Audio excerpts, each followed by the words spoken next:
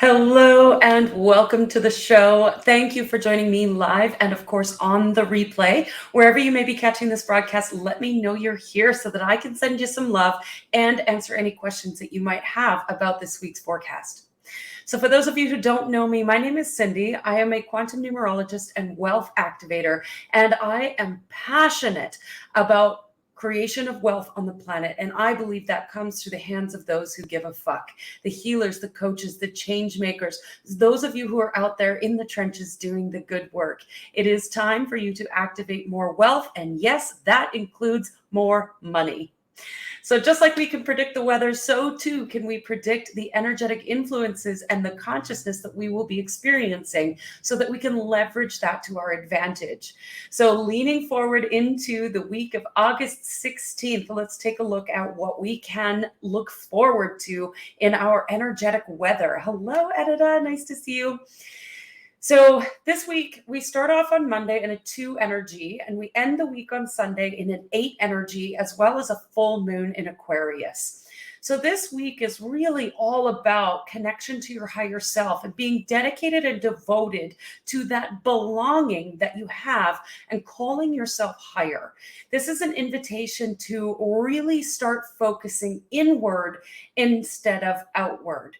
Now, that inward focus is what we've been talking about for years, but really driving home for the last 6 months in our communities, in really focusing inward, running Q, going into the heart, getting out of the head and into the heart. You know, all the cliche expressions. But this is the way we create. This is the way that we maintain our rest, repose, emotional state. This is the way that we come through with the answers and the inspiration in order to create the life of extraordinary that we're all wanting to create. But what can happen is all of the outside distractions can throw us for a loop, and we can get caught up in looking outside of ourselves for the answers. We can get caught up in overwhelm. We can get caught up in the how. You've heard me say this 100 times. There is no fucking mountain. The how is the mountain. The moment that your mind tries to take over and tries to run an past program to try to figure it all out, the moment that the mind tries to take over thinking that it knows everything, that's when you've created a mountain. That's when it's time to step back and come back to the heart. We need to get the heart and the mind in coherence. And the fastest way to do that, yes, is Q every day, #DoTheQuE.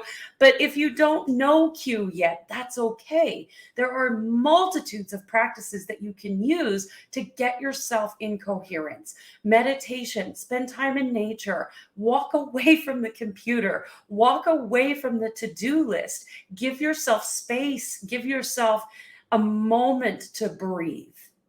That alone will help you to get into the heart, and the heart always knows what's next.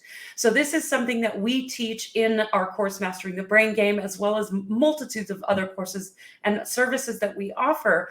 But really bringing your focus inward. All you need to do is take a moment, connect in with yourself, and breathe. The moment that you bring your mind's attention into the space of the heart, you're bringing awareness to that space, and that's really all that's necessary. So breathe into the space of the heart. Settle in. Give yourself 2 minutes, 5 minutes, 10 minutes, 50 minutes. I don't care what it takes. Give yourself that connection. And from there, ask, what's next? And you will get a nudge. And the nudge may not make sense, or it may make total sense. But from that nudge, go take that action. Don't do the 42 million other things that are on your list. Slow down. Just do what's next. And that level of devotion to your higher self gives you the ability to focus and dedicate and devote yourself to what's right in front of you, right here, right now. And it removes the overwhelm. It removes the need to control. And it allows you to surrender to the unknown.